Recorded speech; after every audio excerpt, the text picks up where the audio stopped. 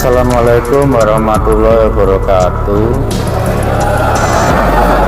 Puji syukur kepada Allah Subhanahu wa taala kita bisa dikumpulkan di sini untuk belajar, bertukar ilmu. Kemarin itu saya ngomong sama Bu Rere, itu Bu Rere. Ini tumben para kiai peduli genetika gitu, seneng dia malah. Bu Rere ini kepala laboratorium genom di tempat kami. Jadi kalau mau uji DNA silahkan hubungi Bu Rere. Gitu. Nah.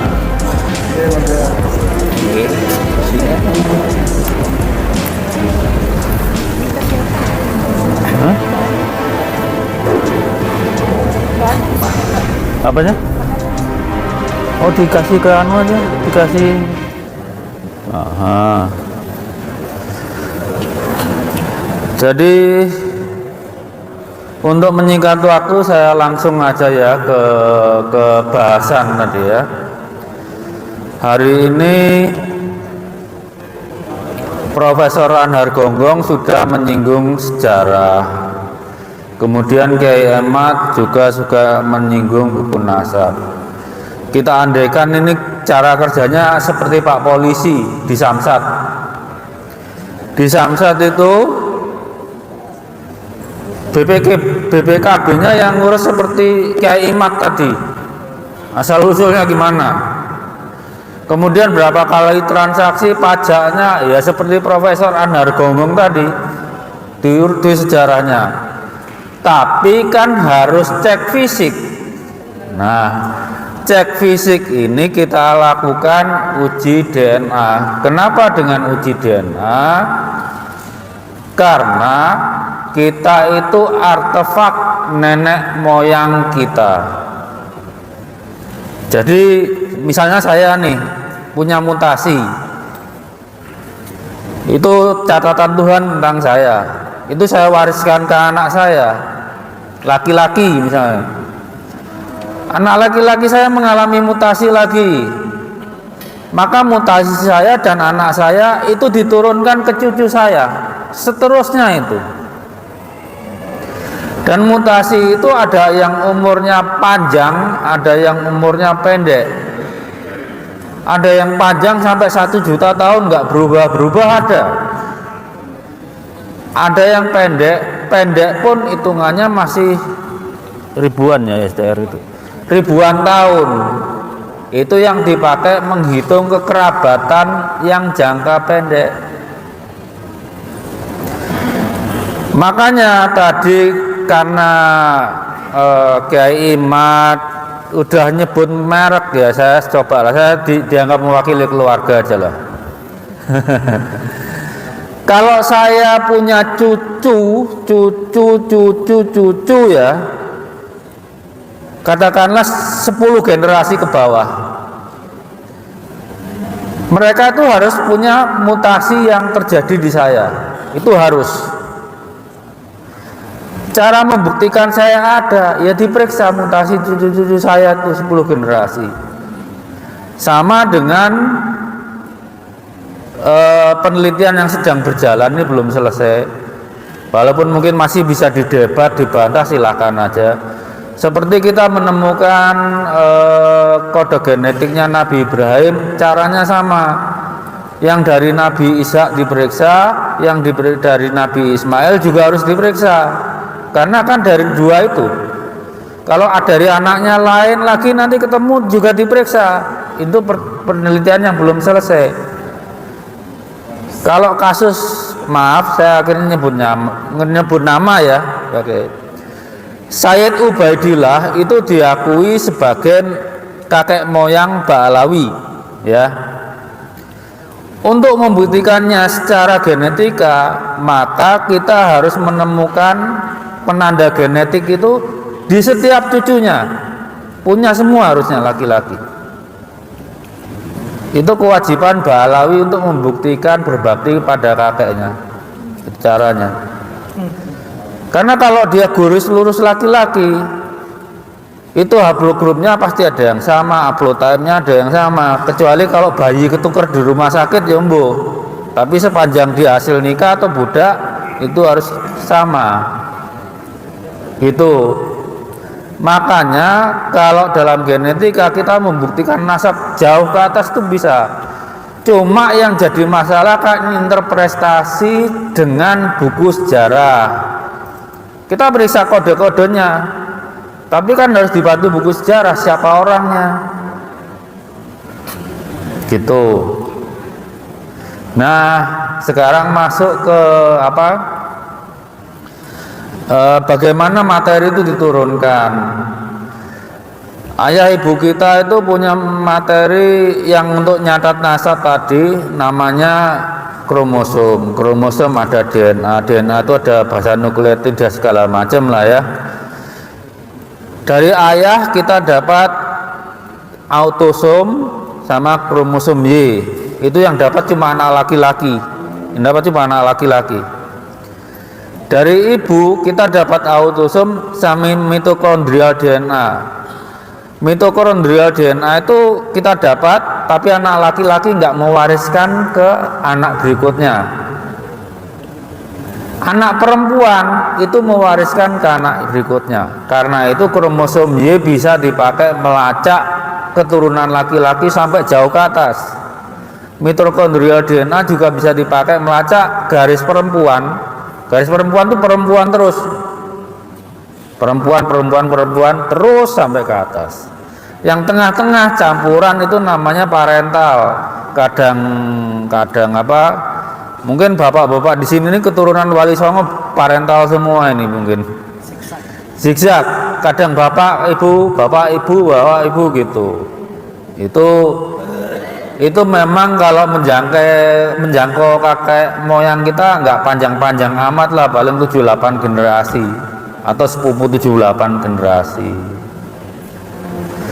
Nah, seperti tadi, kapan mutasi itu terjadi? Misalnya dari saya ke anak laki-laki gitu ya. Itu saat orang tua akan membentuk sperma, itu mutasinya terjadi di situ.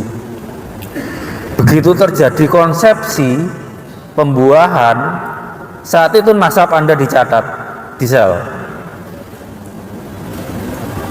Jadi kalau di DNA nggak ada ribut buku sejaman atau sesudahnya, Anda jadi manusia dicatat. Yang anak wanita lebih hebat lagi. Saat dia bayi, nasab anak-anaknya itu sudah dicatat di ibunya. Ibunya masih bayi loh. Yang anak wanita lebih hebat lagi. Saat dia bayi, nasab anak-anaknya itu sudah dicatat di ibunya. Ibunya masih bayi loh. Karena apa? Anak perempuan itu lahir sudah bawa sel telur, cuma belum mateng, nggak bisa dipakai. Tapi nasab keturunannya udah dicatat sama Tuhan di situ. Itu catatan Tuhan begitu. Kita mengembangkan bacaannya. DNA itu kita nggak bikin catatan apa-apa. Apa yang Tuhan catat, itu yang kita baca. Itu catatan Tuhan begitu. Kita mengembangkan bacaannya. DNA itu kita nggak bikin catatan apa-apa. Apa yang Tuhan catat, itu yang kita baca. Kita bisa ngakali nasab dengan manuskrip, kubur atau apapun, tapi kita nggak bisa ngubah catatan di tubuh kita. Karena berapa? Bagaimana caranya ngubah 12,7 triliun sel kita? Itu tiap sel ada catatannya. Bagaimana caranya ngubah 12,7 triliun sel kita? Itu tiap sel ada catatannya.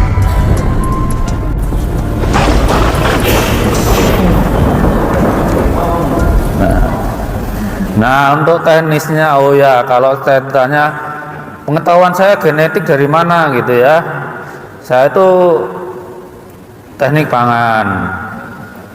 Teknik pangan itu cabang biologi terapan. Jadi kalau saya genetik waktu S1 dulu pemilihan tanaman, waktu S2 rekayasa genetika untuk mikrobiologi Tapi intinya setiap anak yang biologi terapan, pertanian, peternakan, kedokteran hewan, terus apa lagi ya, mikrobiologi, teknik lingkungan, pasti dibekali genetik. Persoalan nasab ini mereka ngerti bener kok, pasti ngerti bener. Karena sebetulnya nggak sampai kita dokter turun tangan, nggak, mereka ngerti. Coba dikumpulin anak biologi 10 ngerti semua itu.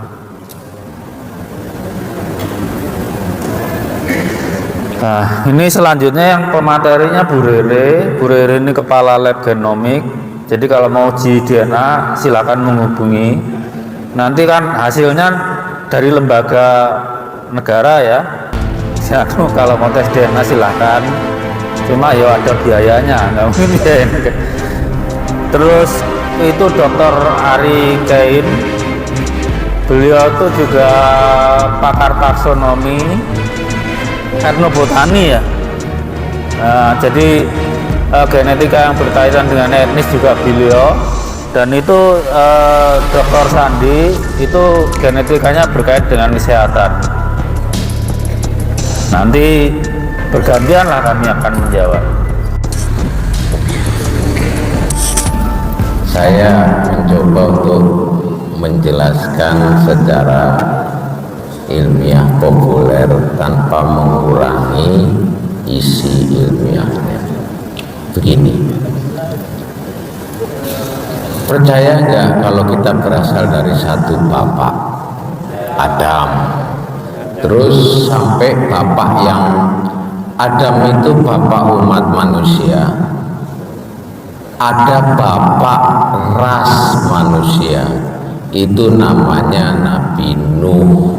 Karena pas banjir besar selesai, 3 anaknya menyebar, ada Sam, ada Ham, dan ada Yafet ya, dan kemudian menyebar ke seluruh muka bumi. Muka bumi memangnya sama? Kan enggak, ada yang padang pasir, ada yang es, ada yang hutan tropik, segala macam. Satu tidak lebih baik dari yang lain, dan itu sudah berpisah selama ribuan tahun. Untuk mengatasi ini, Allah menganugerahkan kepada kita mekanisme untuk menjaga supaya nggak mati gitu loh. Itu menyangkut masalah penampilannya, fisiologi tubuhnya, segala macam. Kan nggak mungkin orang yang tinggal di daerah tropika seperti ini yang sumur, opol, segala macam itu punya bulu-bulu yang panjang, itu jelas nggak mungkin ya. Terus orang yang tinggal di daerah dingin tidak mungkin mempunyai bulu-bulu yang tipis seperti kita, pasti akan kedinginan. Mereka punya bulu yang lebat. Itu adaptasi manusia, dan adaptasi manusia itu diturunkan dari orang tua ke anak supaya anaknya juga survive, bertahan hidup. Jadi ada sifat-sifat badan yang berbeda. Wong Jawa ya Jawa, yang bule ya orang bule, besar di badannya itu. Tapi tak satu tidak lebih baik dari yang lain ya. Nah, maksud saya begini, kalau ada perubahan sifat itu pasti berpengaruh pada komposisi gennya. Wallahu a'lam bishawab, saya tidak tahu, mungkin karena masih usianya masih ribuan tahun, karena berdasarkan data biologi, saya biolog dasarnya, saya ahli biologi. Dari genetika diketahui bahwa manusia itu keluar dari Afrika, out of Afrika 200.000 tahun yang lalu. Jadi masih relatif muda untuk pembentukan spesies baru. Mudah-mudahan sih enggak ya, jangan sampai walau-walau pesawat. Maksudnya manusia itu di dalam tubuhnya beragam, karena sifat itu diatur oleh gen, maka komposisinya beragam, macam-macam, yang ekspresinya juga beda-beda. Gak mungkin orang yang bulunya tebal tinggal di daerah panas, gak mungkin orang yang tinggal di daerah dingin punya bulu-bulu tipis tinggal di daerah dingin, orang dari daerah panas, ya. Masing-masing beda, komposisinya beda, dan itu diturunkan dari anak dari bapak ke anak. Itu kalau dari ibu ke anak. Kalau dari ibu, dari mitokondria, namanya ada gen yang di dalam tubuh, ada sel, organel lah. Yang kita fokus ke sekarang kan masalah nasab, maka kita lari ke masyarakat yang penurunannya patrilineal, garis bapak. Berarti kita ambil yang di kromosom Y, karena Y itu bapak, ya. Nah, jadi masing-masing daerah itu beda-beda komposisi kromosom Y-nya. Kenapa? Karena alamnya beda. Nah, alam yang sama pasti punya manusia-manusia yang mbahnya sama. Jadi tiap-tiap daerah itu punya komposisi kayak mainan Lego itu, merah, kuning, hijau, coklat, hitam, apa segala macam, itu beda sesuai dengan kondisi alamnya. Makanya kalau alamnya begini, komposisinya gini. Orang yang tinggal di daerah semenanjung Arabia dengan panas seperti ini, yang kemudian dikenal sebagai orang-orangnya Babilonia, kemudian menurunkan Ibrahim, Ismail dan Ishak, ya, orang-orang Arab dan Yahudi, itu komposisi gennya kayak gini di kromosom Y-nya. Kenapa? Karena sesuai dengan komposisi di wilayahnya yang panas. Ini dibagi grup, ya, dibagi klasifikasi secara alfabetis, namanya haplogrup C, karena itu dari hanya sel laki-laki. Kalau manusia kan XXSY, ini kan cuma satu bahasa Latinnya haplo, separuh, haplotype, tipe separuh laki-laki, ya. Tipe yang khusus laki-laki, yang separuh cuma laki-laki, berarti yang Y, bukan yang X kan perempuan, yang Y laki-laki. Y ini juga beda-beda. Kenapa? Sesuai alamnya. Allah Maha Adil, Allah menyukai diversitas. Makanya saya pernah guyon sama teman saya, seandainya Rasulullah dengar Bhinneka Tunggal Ika, beliau pasti senyum. Karena Allah itu menciptakan keberagaman, karena alamnya beragam. Maka orang yang tinggal di daerah padang pasir kayak begini, yang kemudian menurunkan orang-orang Yahudi dan Arab, itu komposisi Y-nya kayak gini, maka itu disebut Y, ya, kromosom Y. Grup C1, grup orang-orang padang pasir Arabia. Lalu masing-masing juga beda, orang Eropa yang dingin beda, yang Afrika gini beda, segala macam.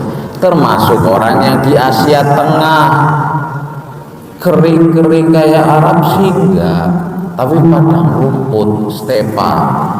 Beda lagi dengan orang Arab, pasti kan, dengan orang Yahudi beda.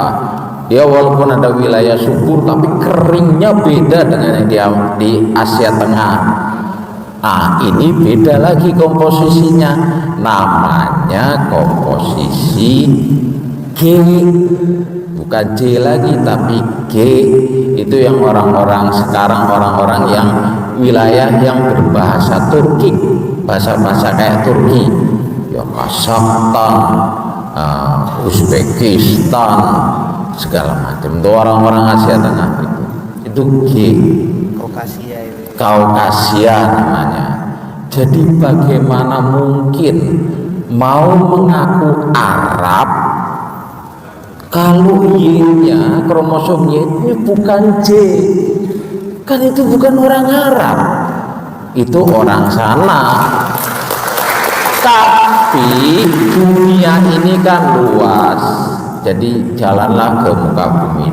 Maksudnya ini, jadi ada orang Kaukasus juga bisa tinggal di wilayah Arab, bisa ngaku-ngaku setelah sekian generasi aku Arab loh, gitu. Aku fasih bahasa Arab gini. Tapi diperiksa kromosomnya kok G bukan C, sampean ini sedang di sih, bukan Arab kok. Memang fasih bahasa Arab, wajah juga Arab gitu. Tapi haplogrupnya, legonya tadi, kalau Arab merah kuning hijau, ini kok ungu hitam biru, ini sekarang ini kan nggak mungkin. Bener yang tadi dibilang oleh Pak Sugeng, kita bisa berdalih dengan naskah, dengan dalil, dengan kitab segala macam, tapi enggak dengan gen. Makanya tadi dibilang oleh Pak Sugeng, udahlah nggak usah ribut-ribut pakai dalil mana-mana. Ini tak periksa genotipnya, ini tak periksa gennya. Sama juga dengan tadi. Wis kok Kang, untuk dalil macam-macam Kang. Makanya sampai kapanpun kalau orang itu betul-betul keturunan Rasul dan betul-betul genotipnya haplogrupnya C, dia akan ngasih, oh silahkan ambil darah saya kalau nggak percaya. Ini kan enggak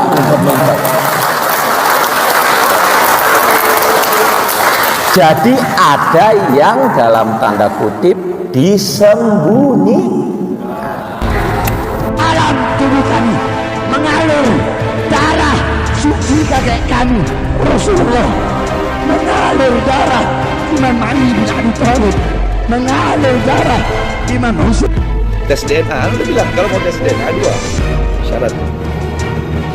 1, bisakah inti orang yang ngajak tes DNA ini menggali tubuh Rasulullah, ambil darah beliau, nanti cocokkan sama kita orang, atau darah Sina Ubaidillah yang kan dikatakan putus, darahnya atau rambutnya atau apa, ya sama-sama kita ke laboratorium rumah sakit. Udah cek rumah sakit Mangun Cipto Mangun Kusumo, biayanya ada yang bayar, itu syarat pertama. Syarat kedua, tes DNA dulu. Yang ngajak tes DNA ini tes DNA dulu, apakah termasuk anak zina apa bukan, sebagaimana hadis tadi yang dikatakan oleh Rasulullah. Sebab yang mengingkari keturunan Rasulullah salah satu dari 3, munafik, anak zina, atau anak yang disetubuhi dalam keadaan ibunya hayat. Kenapa kok tidak diladeni? Mau meladeni siapa? Kan asal lebih meladeni Anda semuanya kan? Kan lebih asal meladeni murid-murid ini daripada meladeni orang yang sok ngerti, kemudian dia tadi itu membuat orang semakin bingung. Aku sedih. Kalau orang itu kalau itu kantornya udah jelas. Ya bahwa kitabnya dan mau ada apa, mau debat lewat dari medsos. Ini kan sama dengan orang suruh berdebat di situ, nanti orang umum suruh menilai. Orang umum apa ya dilibatkan? Karena itu tadi itu dikatakan, ajari orang umum ini untuk mengamalkan ilmu yang wajib, hukumnya, sunatnya, dikirnya. Nggak usah urusan gini-gini, nggak akan selesai. Lah, padahal sebenarnya simpel aja. Kalau mau ya, mereka kan takut kalau ternyata haplogrup mereka G bukan J. Jangankan keturunan Rasul, wong Arab aja bukan, gitu loh. Kan simpel. Saya tidak menuntut mereka ahlul bait atau bukan. Tapi kalau memang di dalam, jadi gini, ilmuwan dan Islam kebetulan sama. Makanya di masa lalu, ilmuwan-ilmuwan di masa lalu yang fondasinya sampai sekarang tetap dipakai, termasuk genetik, itu ulama-ulama Islam. Al-Khawarizmi itu bapaknya optika modern. Saya botani, itu ada Al-Dinawari. Beliau menulis buku kitab Al-Hayatun atau apa Al-Nabati, Al-Nabatiyah, jadi tentang tumbuhan. Saya botanis, Bu.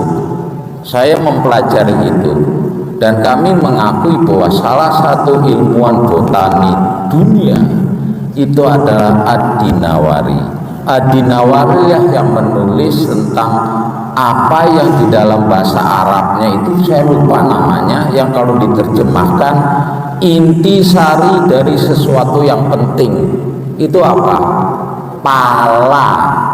Beliau menulis tentang cengkeh. Cengkeh itu dan pala ini berasal dari wilayah Al-Mulk, negara dengan wilayah yang banyak rajanya, Maluku. Jadi sebelum Magelang segala macam keluyuran itu orang Islam sudah tahu itu. Makanya para ulama Muslim yang juga masih diteruskan oleh kami sampai hari ini, detik ini, adalah mengatakan ilmuwan itu boleh salah tetapi tidak boleh bohong. Lah, ini guyonannya. Sebaliknya, orang yang jahat itu atau orang yang menyembunyikan kebenaran, semboyannya kita boleh bohong tapi nggak boleh salah kalau bohong, kan gitu. Nah, kalau kami ilmuwan dan kaum muslimin yang benar yang disampaikan juga oleh Rasulullah adalah kitab ilmuwan atau orang-orang berilmu, atau kalau kita kan disebut alim ulama ya.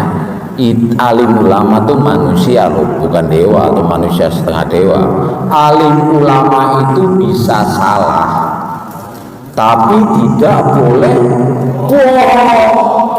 Jadi kalau ada sesuatu yang disembunyikan, dia tidak mau ngasih sesuatu, berarti ada yang bohong. Nah, sudah. Nah, daripada ribut-ribut, yo pengen kene getih darahe tak periksa. Angger memang jel sampean bener kok. Tapi angger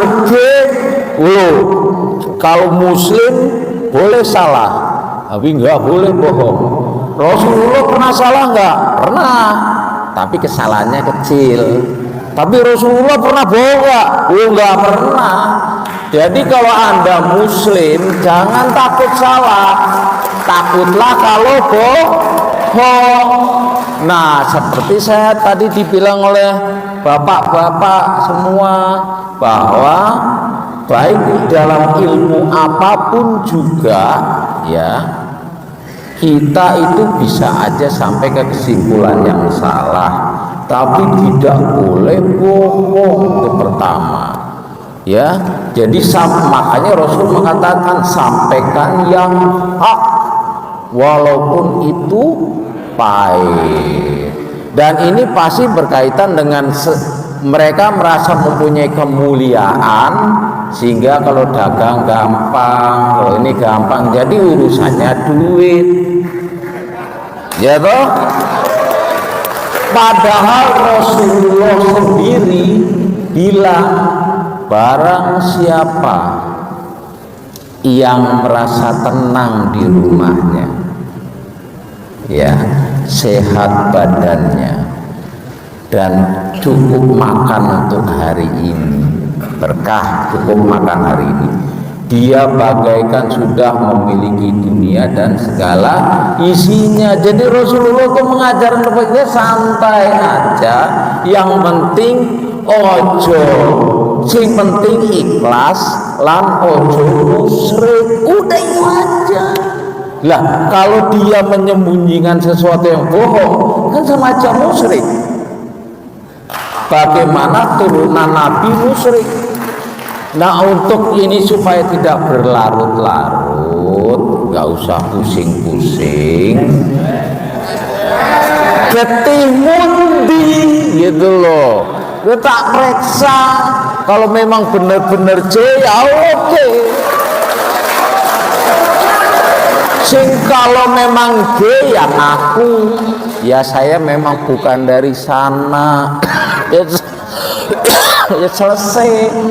Mulane mohon maaf saya Jawa tapi banyakan ikut ibu jadi rada-rada ngapak gitu. Wis ra ojo ngakean cangkem getimundi gitu loh. Gua tak periksa wis. Gampang toh? Ya